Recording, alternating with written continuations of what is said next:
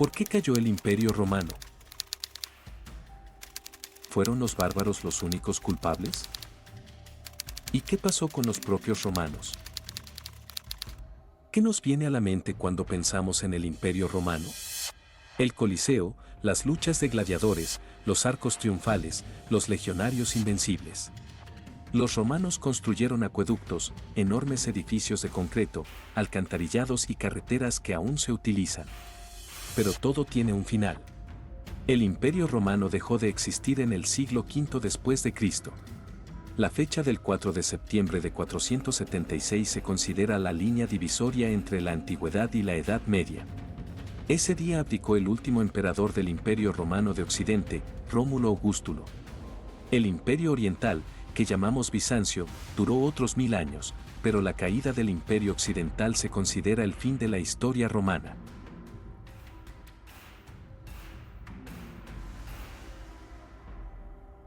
Analicemos 3 razones principales de la caída de Roma. La gran migración de los pueblos. Los romanos lucharon durante toda su historia, por ejemplo, contra los bárbaros, celtas y germanos. Solemos imaginar a los bárbaros como salvajes incultos, pero eso no era del todo cierto. Tenían sus propias tradiciones y costumbres que más tarde formarían parte de la cultura europea.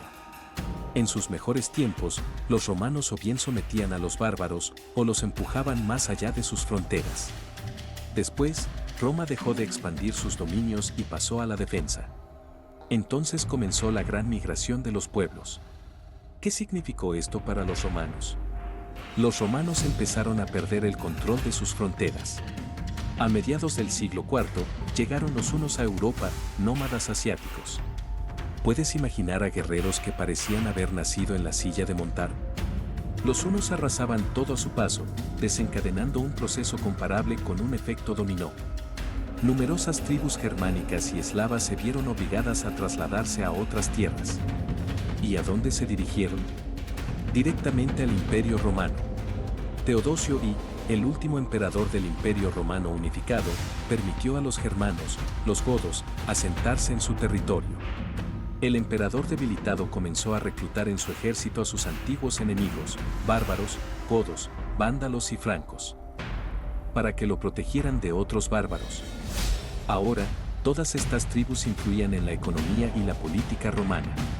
Las causas de la gran migración de los pueblos fueron variadas.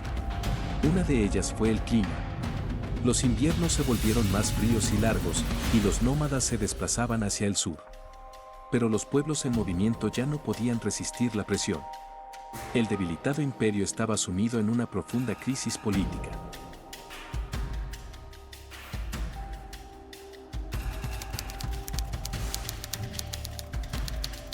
El Imperio Romano se debilitaba gradualmente y desde el siglo III, los emperadores eran a menudo militares o sus marionetas. Para ellos, morir de muerte natural era una gran suerte. En la famosa era de los emperadores soldados, en un solo año podían cambiarse 6 gobernantes. Era una situación insostenible, donde los gobernantes cambiaban como las estaciones del año. El ejército romano crecía constantemente, pero su capacidad de combate disminuía.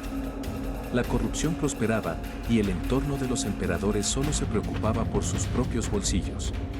Algunos, como el emperador Diocleciano, lograron resolver temporalmente estos problemas, pero continuaron acumulándose. A finales del siglo IV, el Imperio Romano ya estaba en agonía. El 9 de agosto de 378, tuvo lugar la batalla de Adrianópolis. El ejército romano fue derrotado por la tribu germánica de los visigodos. En esa batalla, murió el emperador Valente. Su hijo y heredero Teodosio, en el año 395, dividió el imperio en occidental y oriental. Solo imaginen, bárbaros por todas partes, todo se derrumba. Las fronteras están amenazadas casi en todas partes. Un solo emperador ya no podía hacer frente a todos los problemas, y así comenzó el proceso de desintegración del imperio. Su parte oriental, con la capital en Constantinopla, era más rica y estaba mejor gobernada, mientras que la parte occidental, con centro en Roma, estaba muriendo lentamente. Al final del Imperio Occidental y su capital, Roma se convertiría en una ciudad en decadencia. Los bárbaros, una vez que cruzaron la frontera, comenzaron literalmente a dominar la tierra ajena.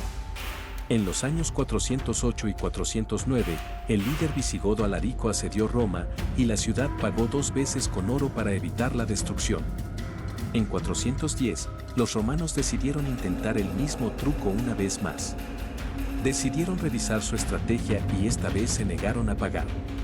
Comenzó una horrible hambruna que llegó incluso al canibalismo, y entonces, en desesperación, los esclavos abrieron las puertas de la ciudad. Por primera vez en 800 años, Roma fue capturada por un ejército enemigo. La ciudad fue saqueada, pero Alarico perdonó solo a los cristianos y a aquellos que se refugiaron en los templos. Los romanos tuvieron la suerte de que el líder germano profesara el arrianismo, una de las primeras ramas del cristianismo. Desde entonces, el imperio ya no parecía invencible para otros pueblos. Pero Alarico al menos perdonó los templos. La tribu de los vándalos, que saqueó Roma en 455, no fue tan noble. Destruyeron templos, antiguos monumentos culturales y bibliotecas. Por cierto, de ahí proviene la palabra vandalismo. Tal vez los romanos hubieran resistido la embestida de las tribus hostiles, pero la élite gobernante se cavaba lenta y severamente su propia tumba. Por su avaricia, no permitía que personas talentosas salvaran el Estado. Aquí tienen un ejemplo: hubo un emperador llamado Honorio. Los nobles se acercaron al joven Honorio y lo convencieron de matar al general Estilicón, supuestamente porque él aspiraba al poder imperial. Estilicón no solo era un comandante talentoso, sino también de origen bárbaro. Honorio ordenó ejecutar también a otros vándalos que servían a Roma, solo por si acaso. Estas decisiones geniales llevaron al resultado inevitable. 30.000 bárbaros del ejército romano, en su mayoría familiares de los fallecidos, se unieron inmediatamente a Alarico. Más tarde, el emperador Valentiniano cometería el mismo error, temiendo por su poder, mataría al comandante Flavio Aecio. Aecio era conocido como el último romano. En 451, fue él quien, junto con los visigodos, detuvo al ejército de los hunos en la batalla de los Campos Cataláunicos. Los hunos no llegaron a Roma gracias al genio de Aecio. Según la leyenda, cuando Valentiniano mató al talentoso comandante, un esclavo del emperador dijo: «Hoy, con la mano izquierda, te has cortado la derecha». Y tenía razón. La política de esa época a menudo era sangrienta, pero antes, el Estado resurgía como el fénix de sus cenizas. Ahora, eso llegó a su fin.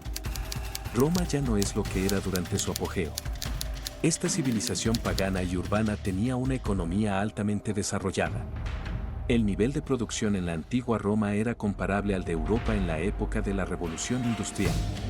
Los glaciares de Groenlandia todavía contienen plomo que fue liberado en la atmósfera en tiempos antiguos. Si los romanos hubieran resistido un poco más, quizás habrían surgido sus propios defensores del medio ambiente. La religión de los romanos siempre fue práctica, estaba estrechamente entrelazada con el poder estatal. Los sacerdotes romanos se parecían más a funcionarios que a predicadores. Al mismo tiempo, Roma era también una sociedad esclavista.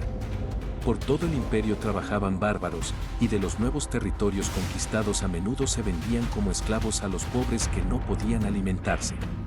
Hubo casos en los que los padres se vendían a sí mismos como esclavos para dar a sus hijos una educación digna. En los siglos IV y V, Roma realmente había cambiado considerablemente. Gradualmente se estaba convirtiendo en una civilización cristiana y rural. La población del imperio crecía constantemente, mientras que los ingresos de las personas comenzaban a disminuir. Para alimentarse, huían de las ciudades y se iban a trabajar al campo. Cuando el dinero empezó a devaluarse, los impuestos comenzaron a recaudarse en especie. Cada vez más esclavos se volvían libres, pero ahora estaban ligados a la tierra de su señor. Estas relaciones ya recordaban a las medievales. El comercio decayó y la libre circulación por el territorio se deterioró. Incluso cuando el emperador lograba reunir un ejército, política y económicamente ya estaba fragmentado para siempre.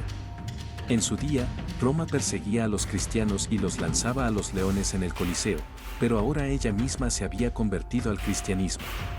El emperador Constantino fue el primero de los emperadores romanos en adoptar la nueva fe en el año 337 y el emperador Teodosio la convirtió en la religión oficial en el año 380.